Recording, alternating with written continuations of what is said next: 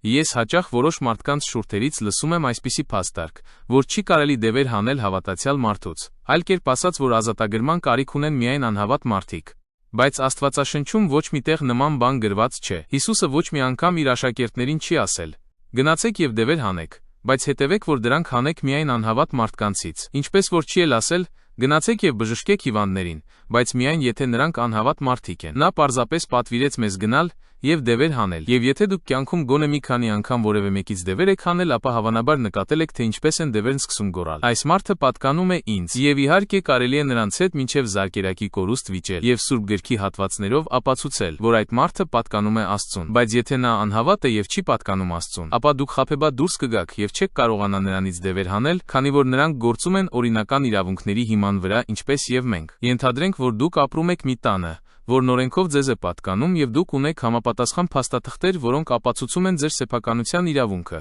Եթե ես գամ եւ ձեզ ասեմ. «Դուրս եկեք այս տնից», ինչու՞։ Որովհետև այն ձեզ չի պատկանում։ Դուք ինձ կնայեք որպես ինչ-որ աննորմալի, բայց ենթադրենք, որ ես ձեզանից ֆիզիկապես ավելի ուժեղ լինեմ եւ կարողանամ ուժով ձեզ տնից դուրս շպրտել։ Ինձ դա ոչինչ չի տա, որովհետև դուք կզանգահարեք փաստաբանին եւ ոստիկանություն կկանչեք եւ ինձ էլ բանտ կնստեցնեն, որովհետև դուք ունեք օրինական իրավունք այդ տանն ապրելու։ Այնպես որ եթե դևերն օրինական իրավունք ունեն բնակվելու միայն այն մարդկանց մեջ, ովքեր Աստծուն չեն պատկանում, մենք չենք կարողանա նրանց դուրս հանել։ Այդ դեպքում ումից դևեր հանենք։ Այո, մենք կկարողանանք Հիսուսի անունով ունեցած զորությամբ եւ իշխանությամբ նրանց դուրս հանել նույնիսկ անհավատ մարդուց, բայց նրանք անմիջապես կվերադառնան նրա մոտ։